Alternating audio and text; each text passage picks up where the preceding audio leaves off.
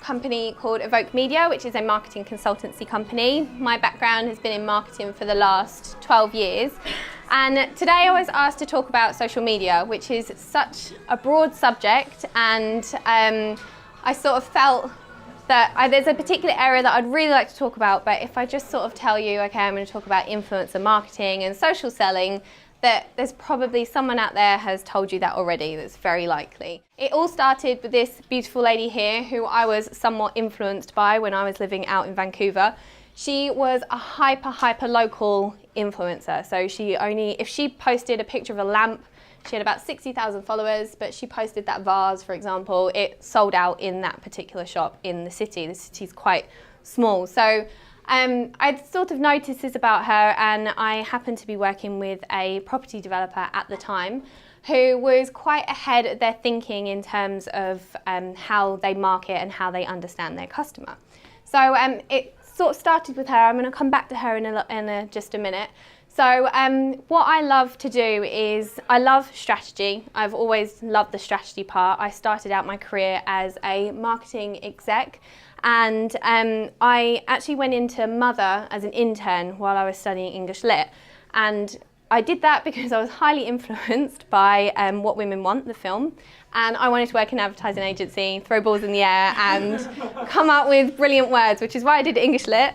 And I soon realised that after being in Mother that it was a little bit too out there. I was not as out there as everyone else. I mean, part of their desk is a skateboard, like ramp. So that wasn't quite me. But what I did do is I sat with the guys who kind of came up with the thought behind the campaign. They really looked at the customer data and the strategy and why you were doing something. And that's where I realised and sort of found what I felt I was good at. After that, I then ended up working as a marketing manager in a data house. So one of our biggest clients was TUI, and it was about bringing all the different data sets from all their different brands into a single view and then creating campaigns. So you could do a little bit more upselling. Before they had done that, if you had taken a ski holiday with one of their ski brands, the summer holiday brand didn't even know or connect the dots. So it was about kind of bringing all those together to create a really interesting customer experience, which sort of 10, 11 years ago was ahead of its time. Everyone's sort of doing that now, which is brilliant that it's gone that way. So that's kind of where I started out my career. And then I had a little stint in Vancouver. So I worked out there for 4 years. And the reason that I've picked this sort of story tonight is because I heard that Joanna was speaking. And when I was out in Vancouver, I sort of I went to work in a PR agency, but it was much more of kind of how they integrated marketing with it. So I went to the agency with only marketing experience, no PR, I didn't know how to talk to the media or anything like that. And what sort of happened was I had this hybrid role of kind of creating campaigns that had media legs, but were essentially a marketing campaign. And that's how all of this then came about when I was working with this one client. So the key is that I believe having a solid strategy will help you break the mold. So like I was sort of saying, that I didn't realise at the time that what we were doing was anything new or different. The other developers in the city were not doing anything like this. Their PR campaign and their marketing campaigns were essentially a groundbreaking, topping off all the different milestones, just trying your hardest to get the media in to talk about, you know, something, a particular kitchen or something in order to get someone to buy. And it was a very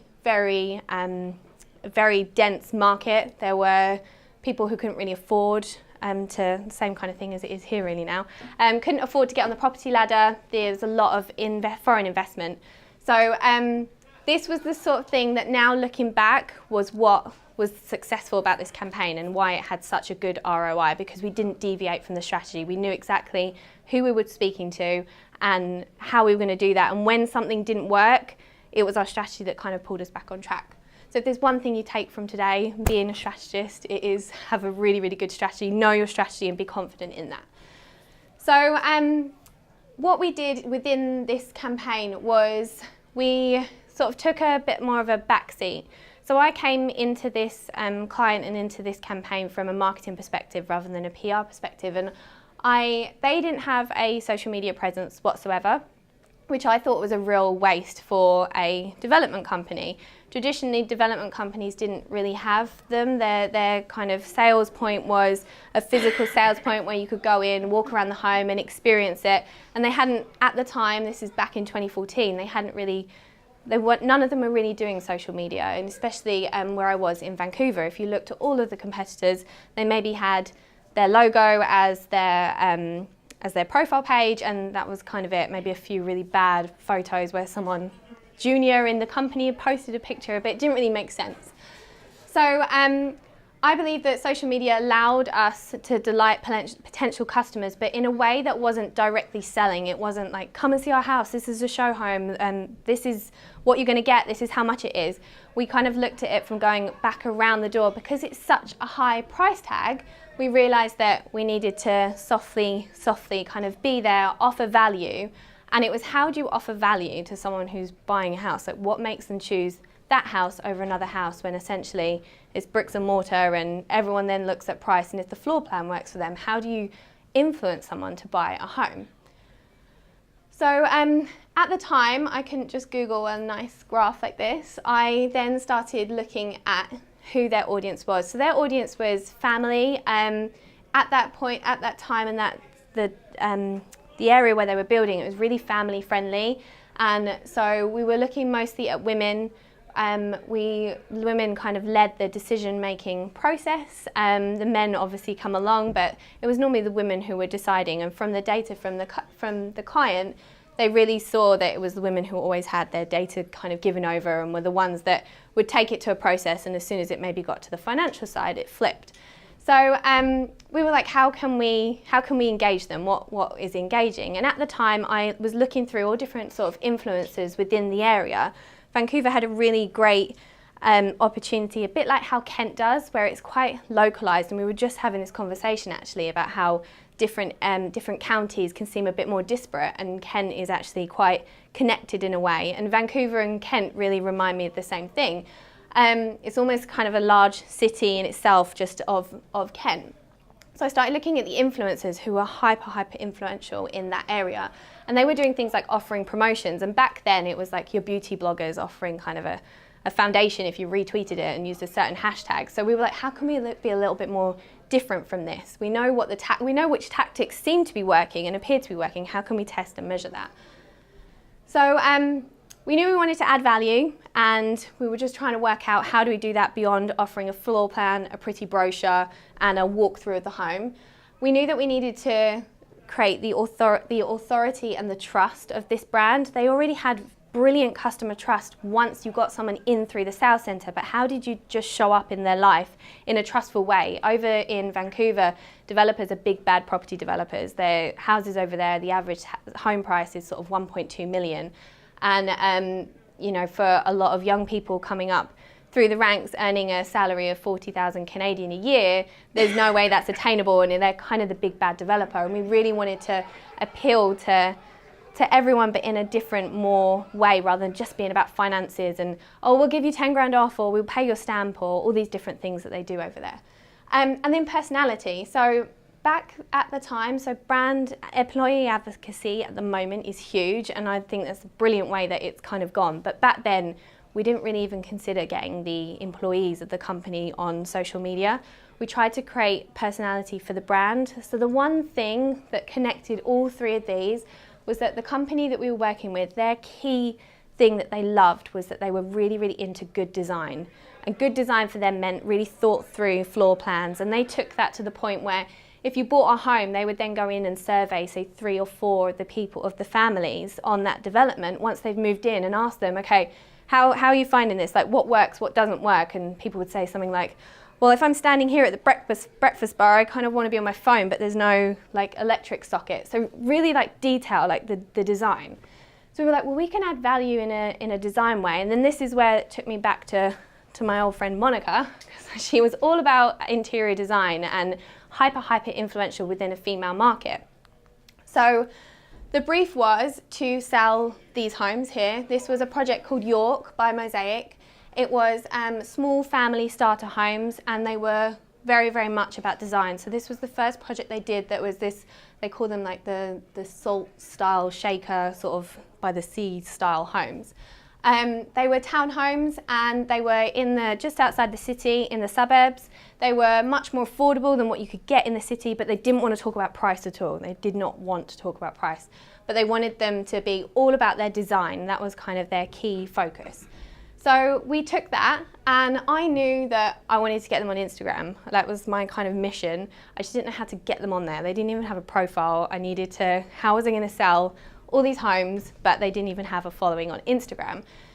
So I didn't actually start with Instagram. I realised that looking at different influencers that we could potentially partner with, and this was before the agencies were a big thing, so we just approached different influencers, and I approached Monica. She had 60,000 followers at the time. She got a few freebies. It was kind of back in the day where someone sent you a freebie and you would post it, and that was sort of your payment for, you got a freebie, your payment for posting. And approached her and offered her 5,000 Canadian dollars to run, which was absolutely nothing, to run a Pinterest campaign. So at the time, she was really, really good on Pinterest. So everything was kind of her whole design and aesthetic. She had family area, home, and she had these really like bright, airy photos, and that was kind of her area of difference. And the reason why she came up when I was looking at the client was that they had a very, very similar style in terms of photography, which is why I thought it could be a good match. So I offered her $5,000 if she would run a Pinterest campaign for me, which she bit my arm off for. And essentially we came up with a hashtag, and I asked her to ask her audience to create a Pinterest board called #IDreamOfYork, and they had to create either their living room or their bedroom and pin all the things that they would put in that home. So it was really, really simple. It was quite engaged, and they won a $1,000 gift card from a really nice interior design shop that the client used a lot for their show home. So it all kind of mixed together. It was great, but it didn't really work. It didn't really do what I wanted it to do, which I was disappointed about. We had 31 entries, which I was a bit like, oh, that fell really, really flat. So I was like, right, okay, how do I take this to the next step? What we did do while she was running this campaign was set up their Instagram, and we started to post and have a bit of a presence, really focusing on and reposting a lot of her own images. So I was asking Monica to feed me images. So that was starting to grow a lot quicker than I thought it would be. So going back to that strategy and trying to learn, okay, right, so Pinterest isn't working, we're not getting the right kind of people, we're just getting people that want a $1,000 gift card. And what we then did was I offered her another $5,000, but I said I wanted her for the next 8 weeks. And she said to do what? And I followed her around for the next 8 weeks, and I asked her if, so there were all the different boards that we got. And I asked her if she'd go shopping for me, which again, she was like, yes, definitely, I will bite your hand off.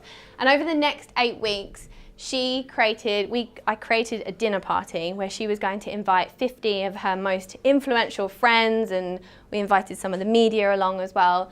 And she was going to create a dinner party. She was kind of the pool for all these other young kind of mums who had maybe a few 100,000 followers, not quite massive influencers, but really micro influential people.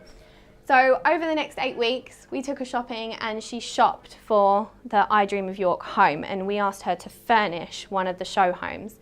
And this kind of created a lot of momentum. In a week, we had 1,000 Instagram followers, and they were engaged Instagram followers as well. And they were asking if people could get tickets. And all of a sudden, this thing started to grow. So we launched on, in May, the show Homes launched, and Monica held her dinner party for a really exclusive set. So it didn't open to the public. There were a queue of public outside wanting to get in. We had a DJ, we had drinks, and it was kind of like an informal style, and all of these people came through.